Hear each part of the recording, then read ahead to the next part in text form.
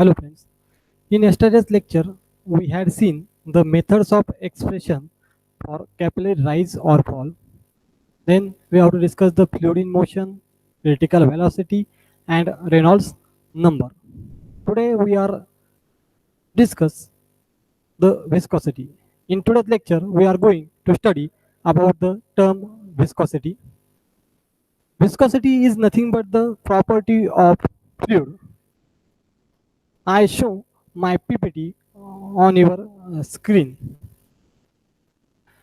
Viscosity is nothing but the property. म्हणजे विस्कॉसिटीचा Marathi meaning काय होतं? चिकटपणा. म्हणजे काय असतं? चिकट असतं. मग when we pour water, when we pour water from a glass,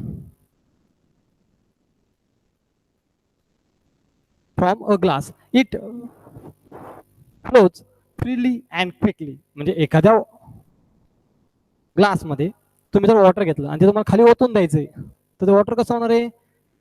freely and quickly, म्हणजे फास्ट मध्ये काय का खाली पडणार आहे. But when we pour syrup or honey, it flows slowly and sticks to the container. तो कसा होणार आहे? स्लोली खाली पडणार आहे आणि म्हणजे ग्लास सरफेसला काय स्टिक राहणार. म्हणजे आपलं हनी मीन्स मध. The difference is due to fluid friction. This friction is both within the fluid itself and between the fluid and its surrounding. This property of fluid is called as viscosity.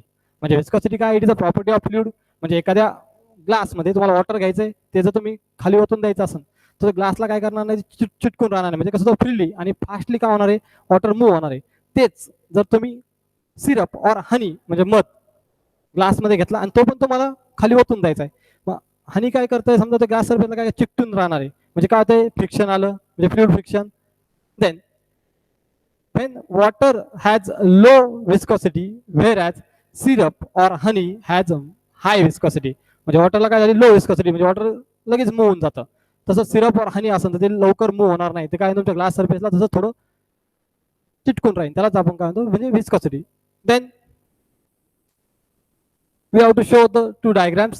First diagram viscous flow and second diagram is the non viscous flow. Viscous flow मध्ये काय? shows the different layers flow with different velocity. याच्यामध्ये काय? Viscous flow मध्ये काय? Different layer दिसतात तुम्हाला one by one. मी एरोने शो करतोय. With different velocity and centre layer flows the fastest and the outer most layer is slowest. म्हणजे हा सेंटरचा जो तुमचा लेअर आहे, हा सेंटरचा लेअर हा कसा आहे? तुमचा फास्ट आहे. सेंटरचा लेअर कसा आहे? तुमचा फास्ट आहे. ऍज लास्टचा लेअर पाहिला तुमचा कसा? स्लोएस्ट आहे. म्हणजेच काय करतो? हा ऍडजस्टंट लेअर आहे, हा याला काय करतो? अपोज करत चालतो. म्हणजे हा रिलेटिव्ह जे तुमचा फ्लोचं मोशन होणार आहे त्याला हा काय करतो? अपोज करत चालतो. म्हणजे याची व्हेलॉसिटी काय? कमी कमी कमी. हा तुमचा जो सेंटरला असतो हा कधी पण काय? लार्जला आहे. आणि नॉन विस्कस फ्लो मध्ये काय होत आहे? नॉन विस्कस म्हणजे ऑल लेअर कसे असतात? सेम असतात. म्हणजेच काय? Non viscous flow different layers flow with same velocity. Different layer आहे बट सेम व्हेलॉसिटी. म्हणजे याचं एक एक्झाम्पल जर मला पाहिजे असेल तर काय? If we observe the flow of river water, it is found that the water near both sides of the river bank flows slowly. म्हणजे एक रिव्हर बँक झाली, तुमचं वॉटर कसं फ्लो होतं? Slowly. And as we move toward the centre of the river, म्हणजे आपण सेंटरला गेलो, the water flows faster and gradually. म्हणजे एखादं पाणी चालू असेल तर साईडला जर तुम्ही उभे राहिले तर तुम्हाला असं काही फोर्स जास्त जाणवत नाही. आणि ते जर तुम्ही सेंटरला गेले तर सेंटरचं कसं असतं? तुमचं फास्टच मूव्ह होत असतो water. Then at the center the flow is the fastest. From this observation it is clear that there is some opposing force between the two adjacent layers of fluid which affects their relative motion. म्हणजे हा दोन layer मध्ये, first diagram मध्ये ह्या दोन layer मध्ये काय असतं? एक अपोजिंग फोर्स असतो, त्याला आपण ड्रॅग करणे म्हणतो. ड्रॅग, त्याला आपण विस्कस फोर्स म्हणतो. Next definition, viscous drag. मग viscosity is the property of fluid by virtue of which the relative motion between different layer of a fluid experience a dragging force. This force is called as a viscous drag. म्हणजे आता तुम्ही जे दोन layer पाहिले different different व्हेलॉसिटीचे, एक layer काय करणार त्याला अपोज करणारे एक अपोज केला म्हणजेच काय केलं त्यांनी ड्रॅग केला त्यालाच आपण काय म्हणतो viscous drag. In liquid the viscous drag is due to short range molecule cohesive force, and in gases it is due to collision between fast moving molecule. This is the viscosity. Then one definition is velocity gradient. What is meant by velocity gradient? The rate of change of velocity with a distance dx measured from a stationary layer is called as the velocity gradient. तुम्हाला velocity definition माहिती आहे? The rate of change of velocity upon time. the velocity gradient. Velocity gradient the rate of change of velocity म्हणजे dv. Rate of change of velocity म्हणजे तुमचं काय आलं dv upon काय तुम्हाला इट्स विथ डिस्टन्स म्हणजे dv upon dx. dv upon dx from the stationary layer म्हणजे एका लेअर पासून तुमचं जर पार्टिकल मूव्ह होत असेल तर we have to measure the velocity and त्याने डिस्टन्स किती कव्हर केलं we have to cover measure the distance dx is called as a velocity gradient म्हणजे dv upon dx. Then next article or next topic coefficient of viscosity.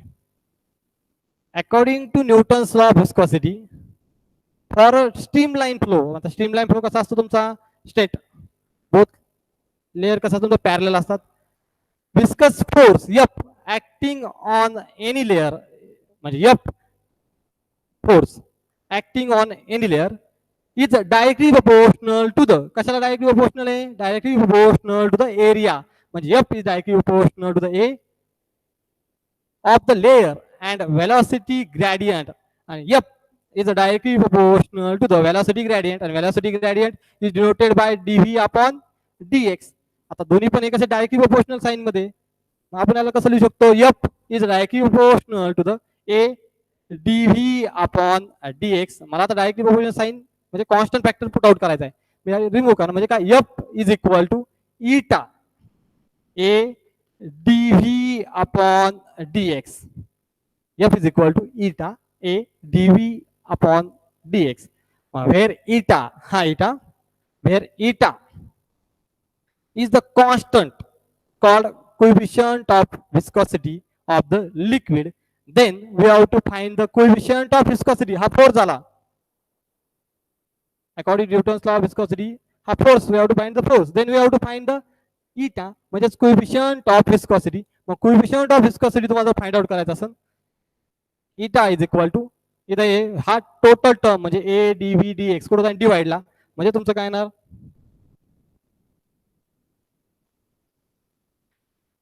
eta is equal to F upon A dv upon dx. Eta is equal to F upon A dv upon dx. This is the expression for आता expression कशाचं आलं coefficient of viscosity. Expression आलं coefficient of viscosity. Then what is by coefficient of viscosity? मग तुम्ही directly definition तयार करू शकता कसं हा काय दिसतोय फोर्स म्हणजे हा काय झाला विस्कस फोर्स मतलब विस्कस फोर्स पर युनिट म्हणजे डिवाइडला काय दिसतंय पर unit area per unit velocity gradient कारण हा ब्रॅकेट म्हणजे velocity gradient this bracket is nothing but the area मग तुम्ही हाव टू म्हणजे तुम्ही डेफिनेशन पण तयार करू शकता coefficient of viscosity is equal to viscous force per unit area per unit velocity gradient then we have to solve SI unit of this coefficient of viscosity. SI unit of coefficient of viscosity force measure in Newton. Force कशामध्ये major करता Newton मध्ये. Then area म्हणजे length into breadth area length झाली म्हणजे metre square dv म्हणजे velocity म्हणजे काय the rate of change of displacement upon time म्हणजे वेलॉसिटी युनिट काय असतं मीटर पर सेकंद म्हणजे हा तुमचा आला मीटर पर सेकंद राईट आहे आणि हे dx डिवाइडला पण काय dx मग dx म्हणजे डिस्टन्स ऑर डिस्प्लेसमेंट आपण डिस्टन्स बनलोय म्हणजेच मग तुम्ही काय करणार dx डिस्टन्स कशात मेजर करणार मीटर कॅन्सल होणार राईट आहे दिस सेकंद ऑलरेडी काय डिनॉमिनेटर मध्ये हा कुठे शिफ्ट होणार न्यूमरेटरला म्हणजे तुमचं काय येणार newton second per metre square म्हणजे स्लाइड मध्ये तुम्हाला डायरेक्ट दिसतंय SI unit of viscosity is newton second per metre square This is the coefficient of viscosity. Then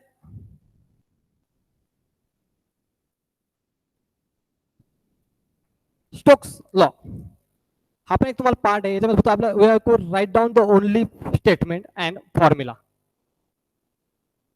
statement the viscous force म्हणजे F V acting on small sphere falling through a viscous medium is a directly proportional to the काय परत radius is directly proportional to the radius of the sphere, it velocity v through the fluid and the coefficient of viscosity of the fluid. म्हणजेच काय मग तुम्ही लिहिणार fv is directly proportional to the fv म्हणजे viscous force fv acting on a small sphere falling through a viscous medium म्हणजे directly proportional to the कशाला directly proportional आहे radius of the sphere म्हणजे आर. देन परत directly proportional कशाला velocity v and coefficient of viscosity and coefficient of viscosity symbol काय इटा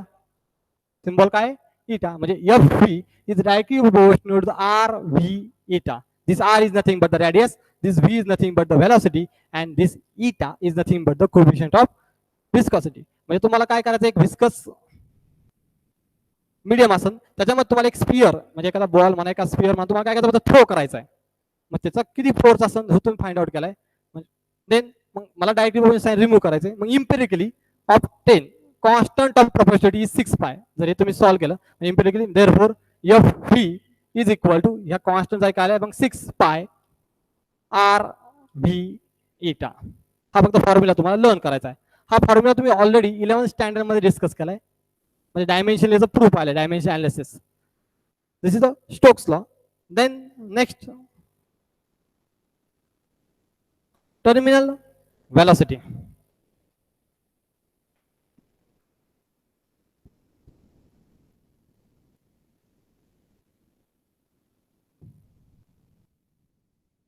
velocity consider a sphere object falling through a viscous fluid. परत एक sphere consider करायचा तुम्हाला तो काय करायचा परत एक लिक्विड मध्ये काय करायचा थ्रो करायचा आहे. मग लिक्विड मध्ये थ्रो केला तर मग काय फोर्स एक्सपिरियन्स म्हणजे हा तुमचा स्पियर दिसतोय तुम्हाला तो लिक्विड मध्ये थ्रो करायचा. मग काय द्यायचं force experience by it during its downward motion. मग तो कसा येणार आहे एखाद्या लिक्विड मध्ये तुम्ही एखादा स्पियर थ्रो केला तो कसा खाली मूव्ह होणार आहे. मग it experience during its downward motion are first viscous force म्हणजे फर्स्टला काय होणार आहे विस्कस फोर्स त्याला ऍक्ट होणार आहे एफ व्ही डायरेक्टेड अपवर्ड म्हणजे एखादा पार्टिकल जरी आपण तुम्ही त्या मीडियम मध्ये थ्रो केलाय पण तो कसा ऍक्ट करणार आहे त्याला विस्कस फोर्स कुठे लागणार आहे अपवर्ड डायरेक्शनला. विस्कस फोर्स कुठे अपवर्ड डायरेक्शन आणि अप थ्रस्ट हा पण कुठे ऍक्ट होतोय अपवर्ड डायरेक्शनला. Viscous force F V directed upward the magnitude goes on increasing with increasing velocity. त्याचं मॅग्नेट्यूड इन्क्रीज होऊ शकतं पण कधी त्याची वेलोसिटी इन्क्रीज झाली तर. देन ग्रॅव्हिटेशनल फोर्स म्हणजे त्याचं वेट एम जी. हात थ्रो तुम्ही कुठे केलाय लिक्विड मध्ये मीडियम मध्ये तर कुठे येतोय खाली म्हणजे डाऊनवर्ड डायरेक्शन दिसतोय तुम्हाला. Gravitational force or is weight f g तुम्हाला दिसतो f g directed downward and हा तुमचा up thrust. Then next net downward force is given by. आता नेट डाऊनवर्ड फोर्स म्हणजे काय आपल्याला अपवर्ड डायरेक्शनला काय up thrust plus viscous force आहे. म्हणजे एखादा ऑब्जेक्ट तुम्ही एखाद्या लिक्विड मध्ये और फ्लुइड विस्कस मीडियम मध्ये तुम्ही थ्रो केला तो खाली येतोय पण त्याला वर कुठले दोन फोर्स ऍक्ट करताय अप थ्रस्ट आणि विस्कस फोर्स. म्हणजे the net downward force given by f is equal to f g minus f V plus F u. आता हे कसं आलं कारण ओनली ग्रॅव्हिटेशनल फोर्स म्हणजे वेट फक्त आपलं कसं डाऊनवर्ड डायरेक्शनला आहे म्हणजे एफ जी मायनस कारण बाकीचे दोन कसे अपवर्ड डायरेक्शनला आहे म्हणजे अपवर्ड डायरेक्शन असताना आपण मायनस साइन घेतो पण ते विस्कस फोर्स आणि up thrust is same direction म्हणून F V plus F U आले. F V plus F U is responsible for initial increase the velocity. हे कशाला responsible for initial increase the velocity among the given force fg म्हणजे हा तुमचा gravitational force आणि तुमचा हा एफ यू म्हणजे up thrust are constant while F V म्हणजे viscous force increase with increase in velocity. पण एका स्टेजला कसं येणार आहे, ते दोन्ही पण सेम होणार आहे. म्हणजे तुमचं काय at the stage is reaches when the net force f becomes 0. At this stage Fg is equal to Fv plus Fu. After that the downward flow velocity remains constant, and this constant downward velocity is called as the terminal velocity. म्हणजेच काय होतं तुमचं, downward force जास्त आहे म्हणून हा sphere काय होता आपला, डाउनवर्ड फोर्स जास्त आहे म्हणून हा स्पियर आपला काय होतोय, खाली जातोय. त्याच वेळेस तुमचा F G and F U म्हणजे काय, कॉन्स्टंट आहे. मग this R is nothing but the radius of the sphere. आता डायग्राम मध्ये कुठे शो नाही केलं. R is nothing but the radius of sphere, radius of the sphere. Then M is the mass, then rho is nothing but the density, sigma is nothing but the density of medium, and eta is the coefficient of viscosity. Then total downward force is equal to total upward force weight of sphere mg. म्हणजे total upward force किती आहे, दोन्ही compare करायचं. Total downward force म्हणजे total downward force किती आहे, is equal to total upward force weight of the sphere म्हणजे mg. Then मग viscous force plus buoyant due to the medium, म्हणजे विस्कस फोर्स पण आहे, बायंट ड्यू टू मीडियम पण आहे. म्हणजेच हा झाला तुमचा total downward force 4/3 pi r cube rho g is equal to हा, this is your viscous force. तुम्ही आता पाहिले स्टोक्स लॉ मध्ये 6 pi eta R V plus हा झाला तुमचा अपथ्रस्ट, हा झाला तुमचा upthrust 4/3 pi r cube sigma जी. आता तुम्ही म्हणणार हे हा फॅक्टर आला कसा, हा फॅक्टर आला कसा. तुम्हाला एक माहिती परत, रो इज इक्वल टू काय असतं, rho is equal to we know that rho is equal to m upon v म्हणजे मास अपॉन व्हॅल्यू, राईट आहे. Then we have to find the mass, आपल्याला मास फाइंड आउट करायचं. मग M is equal to, मग पुढे लिहितो M is equal to हा V का शिफ्ट होईल म्हणजे रो इंटू व्ही, राईट आहे, रो इंटू व्ही. आणि तुम्ही काय करताय त्या मीडियम मध्ये, विस्कस मीडियम मध्ये तुम्ही काय करताय, एक स्पियर थ्रो करताय. स्पियर आला म्हणजे व्हॅल्यू ऑफ द स्पियर, मग काय येणार आहे तुम्हाला माहिती, फॉर्म्युला काय याचा, म्हणजे हा रो तो as it is, rho as it is. मग व्ही इज इक्वल काय 4/3 पाय आर क्यूब, राईट आहे. हा त्याचा फॉर्म्युला. ही झाली फक्त व्हॅल्यू एम ची, ही झाली व्हॅल्यू तुमची एम, राईट आहे. पण आपलं डाउनवर्ड डायरेक्शनला काय आहे, ऍक्टिंग वेट एम जी आहे. डाउनवर्ड डायरेक्शनला काय आहे, एम जी. म्हणजे एम ची व्हॅल्यू तुम्हाला काय आली, एम काय आहे 4/3 पाय आर क्यूब, आणि हा रो, आणि हा तुमचा जी तुमचा ऍज इट इज म्हणजे 4/3 पाय आर क्यूब रो जी. हे झालं डाउनवर्ड डायरेक्शन साठी म्हणजे वेट साठी. तसंच अपवर्डला सेम आहे, फक्त सिग्मा. सिग्मा काय, डेन्सिटी ऑफ मीडियम. देन ह्या टर्मला इथं काय निगेटिव्ह पॉझिटिव्ह साईन आहे, ही काय शिफ्ट करा म्हणजे काय निगेटिव्ह साईन येईल. म्हणजे 6 pi eta R v is equal to मग 4/3 pi r cube rho g bracket complete minus in bracket मध्ये परत काय 4/3 पाय आर क्यूब सिग्मा जी. आता इथं पण तुमचं कॉन्स्टंट तुम्ही मायनस करताय, पण तुमचं कॉन्स्टंट काय 4/3 पाय आर क्यूब हे कॉन्स्टंट आहे, आणि जी पण कॉन्स्टंट आहे. तुम्ही कॉन्स्टंट फॅक्टर बाहेर घेतले म्हणजे 4/3 पाय आर क्यूब जी हे तुमचे कॉन्स्टंट आले. रिमेनिंग काय राहिले मग rho minus sigma, rho minus sigma. पण दिस इज हा तुमचा काय 6 pi eta R V, this is your viscous force. पण we have to find the V terminal velocity, आपको व्ही फाइंड आउट करना है.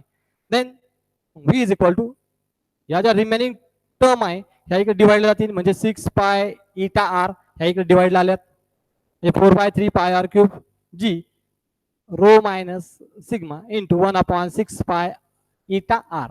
पाय पाय गेट कॅन्सल, इधर एक आर है इधर आर क्यूब है, मैं एक आर कैंसिल इधर रिमेनिंग फैक्टर काय राहणार आर स्क्वेअर.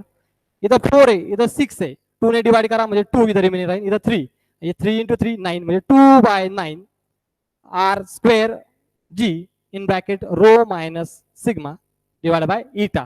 आणि this is the expression for the terminal velocity of a sphere. हे झालं वेलोसिटीचं. This is the expression for the terminal velocity. V is equal to 2/9 r square g in bracket rho minus sigma upon eta. This is the expression for terminal velocity. Then we have to find the coefficient of viscosity of fluid. म्हणजे ह्या equation वरून तुम्ही coefficient of viscosity of fluid find out करू शकता. म्हणजे तुम्हाला काय find out करायचं आहे, इटा. मग इटा कसा फाइंड आउट करणार, मी ब्लॅकबोर्डवर लिहितो. इटा कसं फाइंड आउट करणार तुम्ही, टर्म फक्त शिफल करा म्हणजे इटा. मग इटा इज इक्वल टू काय, eta is equal to 2/3 R square rho minus sigma, हा तुमचा G as it is, and divide by V. म्हणजे सिर्फ आपको क्या करना है, ये वी यहाँ से यहाँ लेना है और ये ईटा यहाँ से इस साइड लेना है. Eta is equal to 2/3 r square in bracket rho minus sigma into g divided by v. This is the equation gives the coefficient of viscosity of a fluid. इथपर्यंत जो पार्ट आहे ना, हा तुम्हाला आता आपल्या 12च्या सिलेबस मध्ये आहे. तिथून पुढचे जे आर्टिकल आहे तुमचे 2.8 म्हणजे equation of continuity up to the last Bernoulli's principle और बर्नौलीज इक्वेशन, हा पार्ट रिड्यूस आहे म्हणजे ड्यू टू कोविड-19. देन म्हणजे आपलं लास्ट आर्टिकल होतं. Then we have to solve the problem. First problem, what should be the diameter of the water drop so that the excess pressure inside it 80 Newton per meter square. Surface tension of water is equal to 7.27 into 10 raised to minus 2 Newton per meter. म्हणजे तुम्हाला आता find out काय करायचं, problem read झाला असेल तर तुम्ही फक्त गिवन फॅक्टर लिहू शकता. What should be the diameter of the water drop, म्हणजे काय drop, and we already learn about formation of drop and bubble. My excess pressure, this is pi minus po is equal to 2t upon r. Equation कशाचं आहे, drops. and pi minus po is equal to 4t upon r. हे कशाचं आहे, soap bubble.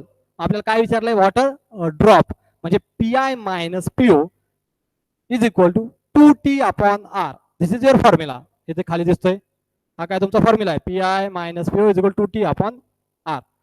Then given factor काय, excess pressure. मग तुम्हाला pressure दिला, excess किती आहे, p i minus p o 80 newton per metre square, right आहे, गिवन फॅक्टर आहे. अँड सरफेस टेन्शन म्हणजे टी दिलाय तुम्हाला किती आहे, 7.27 into 10 raise to minus 2 newton per metre. मग फॉर्म्युला तुमच्या इथे पुढे आहे, p i minus p o is equal to t upon r. And we have to find the diameter.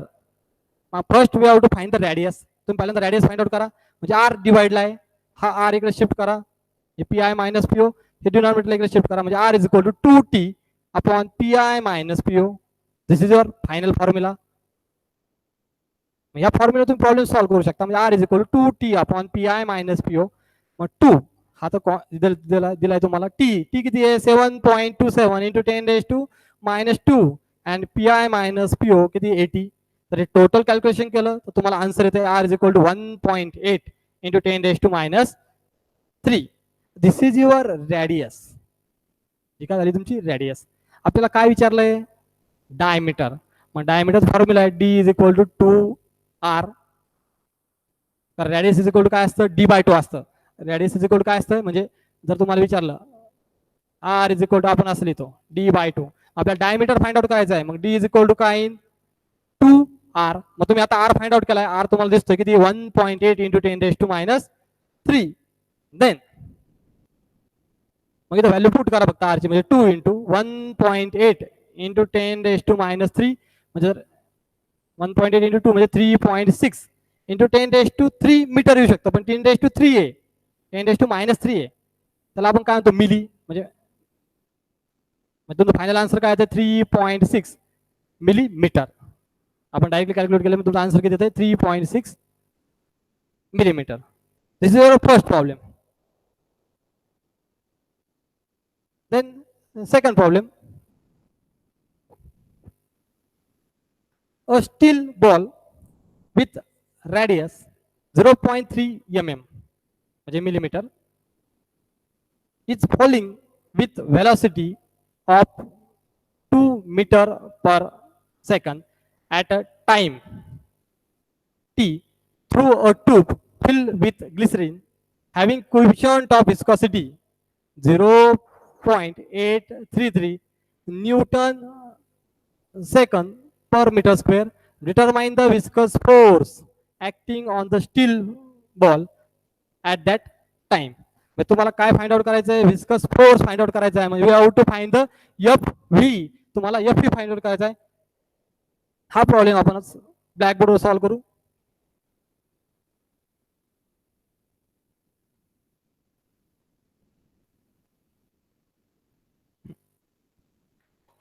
Me problem पर्यंत रीड करतो. A steel ball with radius 0.3 mm. 0.3 mm म्हणजेच काय, तुम्हाला रॅडियस दिली म्हणजे गिवन फॅक्टर. तुम्ही given factor लिहून काढा. गिवन फॅक्टर काय, r is equal to 0.3 mm. Right. mm is millimetre. म्हणजे याला तुम्ही कसं सॉल्व्ह करणार, 0.3 into 10⁻³ metre. Then falling with velocity 2 meter per second. Velocity किती, v is equal to 2 meter per second. Right. Then and coefficient of viscosity eta is equal to 0.833 Newton second per meter square. These are the given factor. Then we have to find the viscous force acting on the steel ball. तुम्हाला viscous force find out करायचा आहे. Viscous फोर्सचा तुम्हाला formula माहित पाहिजे. Viscous फोर्सचा formula काय आहे, F is equal to F P. म्हणजे viscous force is equal to, तुम्ही ऑलरेडी आता फाइंड आउट केला होता स्टोक्सला. काय फॉर्म्युला होता, एफ इज इक्वल टू 6 पाय eta r v. This r is nothing but the radius, this v is nothing but the velocity, and this is eta is nothing but the coefficient of viscosity. And problem मध्ये आपल्याला दिलाय coefficient of viscosity of glycerine किती दिलाय, 0.833. Straight forward आहे. F V is equal to 6 into pi is nothing but the 3.14 into eta. Eta किती आहे, 0.833 into R. R किती आहे, 0.3 into 10⁻³ 0.3 into 10⁻³ and into v कितना है 2. v किती आहे 2. हा स्ट्रेट फॉरवर्ड प्रॉब्लेम आहे. एक्झाम मध्ये असे प्रॉब्लेम तुम्हाला 1 मार्क 2 मार्काला येऊ शकतात. स्ट्रेट फॉरवर्ड तुम्हाला फक्त मॅथमॅटिकल कॅल्क्युलेशन करायचे. मग तुम्ही आधी जे सिंपल पार्ट दिसतो तेवढं करा. म्हणजे 2 इंटू 6 इंटू 2 म्हणजे 12. राईट. हा फॅक्टर लिहून घेतला म्हणजे F V is equal to समजा 12 म्हणजे हा पार्ट आणि हे पार्ट तुमचं कॅल्क्युलेशन झालंय इंटू 3.14 इंटू 0.833 इंटू 0.3 आणि इंटू 10⁻³ मग हा पार्ट तुम्हाला कॅल्क्युलेशन करायचंय. हे जर कॅल्क्युलेशन केलं तर एफ इज इक्वल टू म्हणजे F V is equal to और F is equal to 9.422 into 10⁻³ आणि what is the unit. Unit काय येणार आहे, कारण फोर्स आहे. मग फोर्स मेजर इन न्यूटन. म्हणजे युनिट काय, न्यूटन. कारण तुमच्या युनिटला पण हाफ मार्क असतो. ज्यावेळेस तुम्ही बोर्डाच्या पेपरला फेस करणार, युनिट जर नसेल तुमचा अर्धा मार्क कट होतो. हा झाला तुमचा प्रॉब्लेम. म्हणजे एफ इज इक्वल टू और F 9.422 into 10⁻³. And here our second chapter is completed. If you have any doubt or difficulty, you can comment in our comment box. जर तुम्हाला काही डाऊट असेल या चॅप्टर बद्दल तर तुम्ही कॉमेंट बॉक्स मध्ये तुमच्या क्वेरी असेल, डिफिकल्टी असेल ते विचारू शकता. तर आपण टोटल चॅप्टर आता पाहिलाय. त्याच्यात डिफिकल्टी असेल तुम्ही विचारू शकता. Study well, stay safe and thank you.